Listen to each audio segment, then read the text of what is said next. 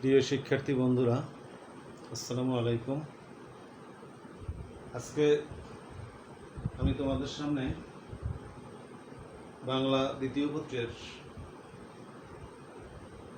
বাংলা উচ্চারণের নিয়মের একটা সংক্ষিপ্ত ক্লাস করব। উচ্চারণটা আসলে কি, কেনই বা এতটা প্রয়োজন, আর সঠিক উচ্চারণ না হলে কোনো শব্দের সঠিক অর্থ খুঁজে পাওয়া যাবে না। উচ্চারণ আমরা অনেক সময় ব্যঙ্গাত্মকভাবে করে থাকি, ভিন্নতা থাকে, কিন্তু উচ্চারণের ভিন্নতার কারণেই ভাষা আস্তে আস্তে ভিন্ন ভিন্ন রূপ নেয়। আমরা যদি উচ্চারণের সংজ্ঞার দিকে তাকাই, তাহলে ধ্বনিটাই কিন্তু উচ্চারণ। আবার ধ্বনি কি? ধ্বনি হচ্ছে মানুষ মনের ভাব প্রকাশ করার জন্য কোনো আওয়াজ করা। এই আওয়াজটা যদি সে সঠিকভাবে না করে, তাইলে সেটা কিন্তু ধ্বনি হবে না। ধ্বনি হবে ঠিকই, কিন্তু তার আওয়াজ বা উচ্চারণটা তার সঠিক হতে হবে। আমরা যদি একটু বাইরের দিকে তাকাই, যে পশু পাখি কিংবা বিভিন্ন প্রাণী, চতুষ্পদ জানোয়ার, এরাও কিন্তু চেঁচা কিংবা ভ্যাভা করে আওয়াজ করে। ওই আওয়াজের সাথে আর মানুষের আওয়াজের সাথে মূলত তফাৎটা কোথায়? তফাৎটা হলো এখানে, মানুষ যে ধ্বনি বা আওয়াজটা করে সেটা একটা অর্থবহ, আর ওই পাখি বা ওই পশু যে আওয়াজটা করে সেই ধ্বনিটার মূলত কোনো অর্থ নেই। যাই হোক, আজকে এই পরিমিত বাংলা উচ্চারণের নিয়ম, এই নিয়মের মধ্যে আমি সংক্ষিপ্তভাবে একটু আলোচনা করব। যেমন অয়ের সংগৃহীত উচ্চারণের 5টি নিয়ম। অ একটা স্বরধ্বনি। স্বরধ্বনি মূলত মোট 11টি, কিন্তু মূল হচ্ছে 7টি। যেমন অ, আ, ই, উ, এ, ও এবং এ। এই যে 7টি মূল স্বরধ্বনি, এই স্বরধ্বনিগুলোর সর্বপ্রথম যে স্বরবর্ণটা আছে অ, এই অটা শব্দের প্রথম বসলে কিরকম উচ্চারিত হবে, মাঝখানে বসলে কিরকম উচ্চারিত হবে, শেষে বসলে কিরকম ভাবে উচ্চারিত হবে, সে বিষয়টা নিয়ে আজকের আলোচনা। আজকে আমরা দেখবো শুধু যে অ, এই অ এর সংগৃহীত উচ্চারণের 5টি নিয়ম বলতে, অর্থাৎ অ যেখানে ও এর মতো উচ্চারণ হয় সেটা কি বলা হয়? সংগৃহীত উচ্চারণ। এবং এটার অবশ্যই কিছু সূত্র আছে। এই সূত্রগুলো ফলো করলে আমরা অবশ্যই এটাকে অত্যন্ত সহজভাবে মেনে নিতে পারবো এবং সঠিক উচ্চারণটা আমরা করতে পারবো। যেমন বন্ধুরা একটু লক্ষ্য করো, 1 নম্বর, শব্দের প্রথমে রফলা থাকলে অকারের উচ্চারণ ও এর মতো হয়। যেমন তুমি লক্ষ্য করো, এখানে একটা উদাহরণ আছে, স্রষ্টা। স্রষ্টা বলতে আমরা কাকে বুঝি? তিনি সৃষ্টিকর্তা। কিন্তু এই স্রষ্টা যখন আমরা উচ্চারণ করি, তুমি লক্ষ্য করো একটু, এটা লেখার বেলায় হলো স্রষ্টা, কিন্তু যখন আমরা উচ্চারণটা লিখবো তখন কিন্তু হবে স্রষ্টা। হ্যাঁ, অর্থাৎ এখানে স হবে স্রষ্টা। অর্থাৎ এই আদ্য, আদ্য মানে শুরু, শুরুর যে ওয়াটা, অর্থাৎ আমাদের জানা আছে কোন ব্যঞ্জন ধ্বনি স্বরধ্বনির সাহায্য ছাড়া উচ্চারিত হতে পারে না। যেমন ক যদি আমি বলি, ক এর সাথে অটো অ এসে যাবে, খ, খ এর সাথে অ এসে যাবে। অতএব এখানে আমরা দেখো স্রষ্টা, এই স্রষ্টার ক্ষেত্রে আমরা দেখো এখানে আমার নিয়মটা হলো এরকম, যে শব্দের প্রথমে রফলা থাকলে ওকারের উচ্চারণটা ওকারের মতো হয়ে যায়। এখানে শব্দের প্রথমে যেহেতু রফলা আছে, এই জন্য এটার উচ্চারণের বেলায় আমরা উচ্চারণ করি স্রষ্টা। প্রভাত, আমরা কিন্তু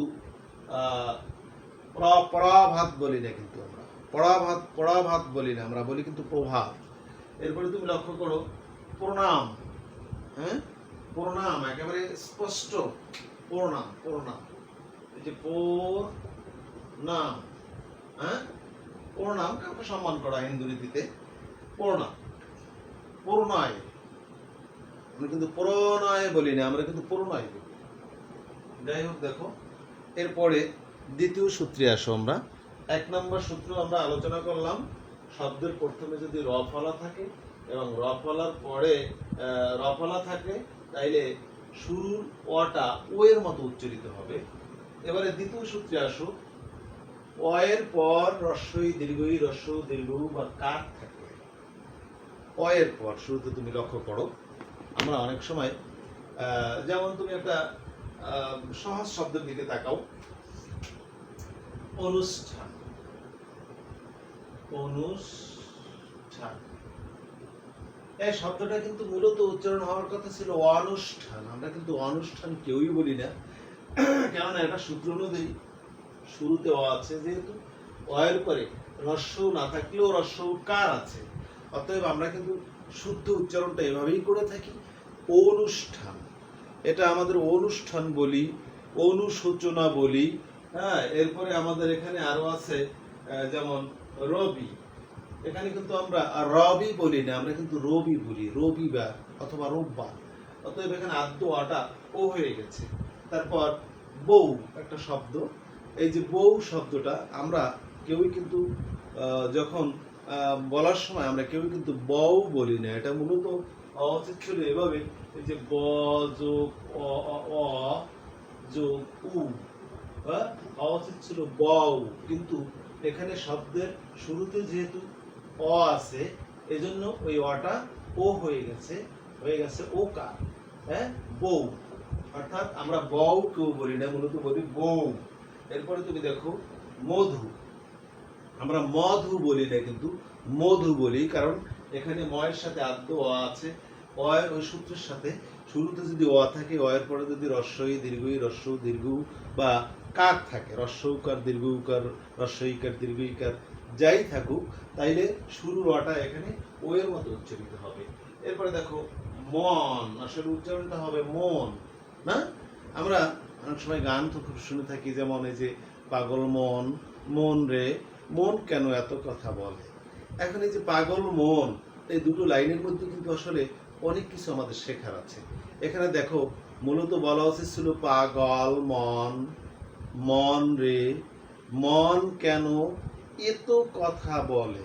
আসলে কিন্তু এটার মধ্যে অনেক উচ্চারণ, সঠিক উচ্চারণ আছে। তুমি দেখো পাগল, আমরা লেখার বেলায় লিখেছি পাগল, কিন্তু উচ্চারণ করব পাগল। মন না মন, আবার মন কেন, কেন কয়েকার ন লিখেছি, কিন্তু উচ্চারণের বেলায় আমাদের হবে কেন। এ তো এত, কিন্তু উচ্চারণটা হবে এত, এত নয়। পাগল মন, মন রে মন কেন এত কথা বলে। তাহলে এটার মধ্যে আমরা কয়েকটা উচ্চারণ পেয়ে গেছি। যাই হোক, এটা উদাহরণের প্রসঙ্গটা তোমাদেরকে বললাম। তাহলে 1 নম্বর সূত্রটা হলো আমাদের, শব্দের প্রথমে যদি র ফলা থাকে, তাইলে অকারের উচ্চারণটা ওকারের মতো হয়ে যায়। এখানে স্রষ্টা হতে পারে, প্রবাদ হতে পারে, প্রণাম হতে পারে, প্রণয় হতে পারে, প্রযোজ্য হতে পারে, প্রযোজ্য, এরকম। এরপরে তুমি দেখো 2 নম্বর সূত্র হলো, শব্দের শুরুতে যদি অ থাকে, অ এর পরে যদি রস্বইকার রস্বই দীর্ঘই রস্ব দীর্ঘ বা কার থাকে, তাইলে আদ্য অটা ও এর মতো উচ্চারিত হবে। এবার আসো 3 নম্বর সূত্র, দেখো তুমি একটু লক্ষ্য করো বন্ধুরা, অকারের পর ব ফলা থাকলে অ এর উচ্চারণটা ও এর মতো হয়ে যায়। জ ফলা থাকতে, সরি ব ফলা না, জ ফলা, হ্যাঁ, অর্থাৎ জয়ের সংক্ষিপ্ত যে ফলাটা আছে আমাদের, যেমন গদ্য, সঠিক উচ্চারণটা হবে গদ্য, গদ্য, নট গদ্য, হবে গদ্য। এই যে তুমি দেখো গদ্য, এরপরে পদ্য নয়, উচ্চারণটা হবে পদ্য, না? এভাবে তুমি দেখো, তাইলে অকারের পর যদি জফলা থাকে, অকারের পর, অর্থাৎ অকার বলতে এখানে গ এর সাথে অ অটো আছে আমাদের, গ যোগ অ, তাইলে এখানে অ আমাদের আছে, তাহলে অ থাকলে কি হলো, এখানে গয়ের সাথে যেহেতু আদ্য অ আছে, শুরুতে অ আছে, এবং নিয়ম অনুযায়ী দ্বিতীয় বর্ণের সাথে জফলা আছে, জফলা থাকার জন্য এখানে আমাদের উচ্চারণটা হবে গদ্য, পদ্য ইত্যাদি।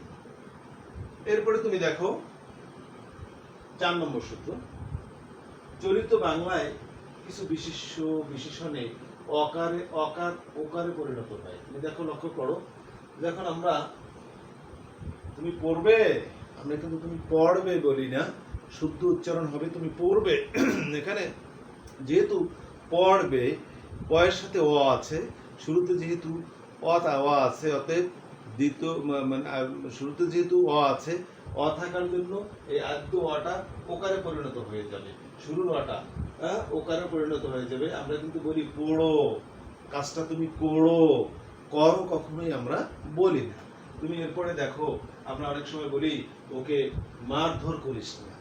মারধর শব্দটা আসলে সঠিক উচ্চারণ না, উচ্চারণটা হবে মারধর।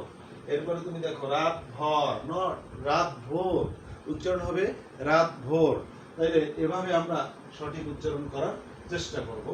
এরপরে তুমি আসো 5 নম্বর সূত্র, সেটা হলো বাংলা তদ্ভব শব্দের অন্ত অকার প্রায় ওকার হয়। অন্ত মানে কি? শব্দের শেষের অকারটা প্রায় ওকার হয়ে যায়।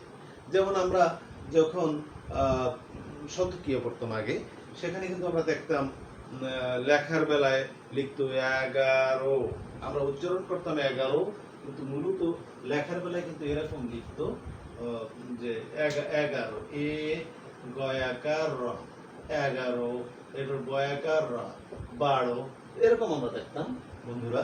কিন্তু আসলে মূলত এখানে উচ্চারণটা হবে 11, 12, এরপরে 13, ওখানে আবার ভিন্ন সূত্রে আদ্য এটা হয়ে যাবে 13, এরপরে 15, স্পষ্ট আমাদের লিখতে হবে বর্তমানে 15, এবং উচ্চারণও করতে হবে 15, এরপরে 17। আগে আমরা যখন বইতে লেখা দেখতাম এভাবে স-তয়কার দন্ত স-তয়কার 17, কিন্তু এই যে দন্ত স-তয়কার বয়শূন্য র, এই যে 17 উচ্চারণটা আমরা কিন্তু 17, এখন লেখার বেলায় এটা আমরা 17ই লিখবো, এরকম। এরপরে তোমার এখানে বিভিন্ন আছে, আরো উদাহরণ আছে, যেমন তুমি দেখো ভালো না, এখানে আমরা ভয়াকার ল ভালো, কিন্তু উচ্চারণের বেলায় আমরা উচ্চারণ করবো ভয়াকার লয় ওকার ভালো, এরকম। এরপর আছে কত, হ্যাঁ, ক তয়কার কত, কত নয়। আমাদের উচ্চারণ করার কথা ছিল এভাবে যে ভালো আছো, ভালো, যেহেতু লয়ের সাথে অ আছে, কিন্তু এখানে না, এখানে বাংলা তদ্ভব শব্দের অন্ত অকারটা প্রায় ওকার হয়ে যায়, অতএব আমরা এখানে ভালো না বলে আমরা কিন্তু ভালো বলবো, এরপরে কত না বলে কত বলবো, 12 না বলে 12 বলবো, এবং 12টাই সঠিক উচ্চারণ। অতএব আমাদের আজকে এই সংক্ষিপ্তভাবে তোমাদের 5টা নিয়ম আমি তোমাদেরকে শিখিয়ে দিলাম। তোমরা প্রত্যেকের বাংলা দ্বিতীয় পত্রে গিয়ে দেখবে, সেখানে সুন্দর করে এই সূত্রগুলো লেখা আছে, বাসায় বসে সুন্দর করে সলভ করার চেষ্টা করবে। আর যদি এতে না বোঝার কিছু থাকে এমন যে স্যার আমি এই সূত্রগুলো বুঝতে পারিনি, তাহলে অবশ্যই তোমরা আমার মেসেঞ্জারে কমেন্ট করবে, এবং সেখানে আমি তোমাদেরকে উত্তর দেওয়ার চেষ্টা করব। আর আমার মেসেঞ্জারের সাথে তোমরা প্রায় যুক্ত থাকবে, যাতে আমি বিভিন্ন সুবিধা অসুবিধা তোমাদের সাথে শেয়ার করতে পারি। এবারে আরেকবার আমি বলে নেই, 1 নম্বর সূত্র শিখলাম, শব্দের প্রথমে রবানা থাকলে অকারের উচ্চারণটা ওকারের মতো হয়ে যায়, যেমন স্রষ্টা, স্রষ্টা, স্রষ্টা। এরপরে তুমি দেখো প্রভাত, কিন্তু উচ্চারণটা হবে প্রভাত। এরপরে 2 নম্বর সূত্র হলো অকারের পর রস্বই দীর্ঘ বা কার চিহ্ন থাকলে সেখানে দেখো তুমি এটা লক্ষ্য করো, অনুমোদন, আমরা কিন্তু কখনোই অনুমোদন বলি না, আমরা কিন্তু অনুমোদন বলি, এখানে অটা ও হয়ে যায়। এরপরে তুমি দেখো অনুষ্ঠান আমরা বলি না, এখানে কিন্তু অনুষ্ঠান আমরা বলি, অতএব এ জাতীয়। এরপরে তুমি এরকম শব্দ নিজে নিজে আরো তৈরি করতে পারো এই সূত্রের মাধ্যমে। 3 নম্বর সূত্র হলো অকারের পর যদি জফলা থাকে তাইলে অয়ের উচ্চারণটা ও এর মতো হয়ে যায়, যেমন গদ্য, গদ্য, পদ্য, জন্য। তোমার জন্য আমি বসে থাকবো, তোমার জন্য আমি বসে থাকবো, এই বিষয়টা লক্ষ্য করতে হবে যে তোমার জন্য, নট জন্য। জন্য কিন্তু আমরা কখনোই বলি না, আমরা কিন্তু বলি জন্য, তোমার জন্য, এরকম। এরপরে তুমি দেখো চলিত বাংলায় কিছু কিছু বিশেষণীয় অকার ও ওকারে পরিণত হয়। যেমন এই যে এখানে পড়ো, পড়ো, করো, করো, রাত হয়ে গেছে, হয়ে, আমরা হয় বলি না, হয়ে গেছে, রাত হয়ে গেছে, ভোর হয়ে গেছে। এভাবে সঠিক উচ্চারণগুলো আমরা করার চেষ্টা করব। 5 নম্বর সূত্রটি হলো বাংলা তদ্ভব শব্দের অন্ত আকার, মানে শেষের অকারটা কি হয়, পেরাই ওকার হয়ে যায়। যেমন তুমি দেখো ভালো, করো, 12, 13, 15, 17, 18 ইত্যাদি ইত্যাদি এ ধরনের শব্দগুলো। যাই হোক, আমি মনে করি আমরা বাংলা ভাষাভাষী লোক এবং আমাদের মাতৃভাষা বাংলা, মহান ভাষা শহীদদের প্রতি শ্রদ্ধা রেখে আমরা সবসময় আমার এই বাংলা ভাষাকে, আমার এই মায়ের ভাষাকে আমরা কখনোই বিকৃত হতে দেব না বা বিকৃত করবও না। আমরা সবসময় আমরা সুন্দর এবং সঠিক ভাষায় কথা বলার চেষ্টা করব এবং সঠিক উচ্চারণ এমনই একটা ব্যাপার। সুন্দর কথা বলা, সুন্দর উচ্চারণ, এটা একটা, আমি মনে করি এটাও একটা শিল্প, নিজের আলাদা একটা বৈশিষ্ট্য। এটার দ্বারা মানুষ অনেক সময় দেখবা তোমরা আসলে অনেকে শুদ্ধ ভাষায় গালি দিলেও কিন্তু ভালো লাগে, ঠিক না? অতএব তার উচ্চারণটা সঠিক। আর মন্দ ভাষায় কথা বললে, নোংরা ভাষায়, নোংরা উচ্চারণে কথা বললে সেগুলো কিন্তু আমরা মেনে নিতে পারি না। অতএব আমি তোমাদের সবার কাছে অনুরোধ করব, এবং সব সময় আমরা চলায় বলায়, রাস্তাঘাটে, মাঠে, বাজারে, খেলার মাঠে, শিক্ষা প্রতিষ্ঠানে, বাড়িতে, সব জায়গায় আমরা এই শুদ্ধ এবং সুন্দর উচ্চারণগুলো করার চেষ্টা করব, যাতে আমাদের এই ভাষাটার মর্যাদাটা ঠিক থাকে, স্বকীয়তা ঠিক থাকে এবং ভাষা মানটা আরো আমরা সামনের দিকে এগিয়ে নিয়ে যেতে পারি। তো আজকের মতো এখানে আমি শেষ করব। সবাইকে আবারও আন্তরিক ধন্যবাদ। আবার পরবর্তী ক্লাসে তোমাদের সাথে দেখা হবে। আসসালামু আলাইকুম।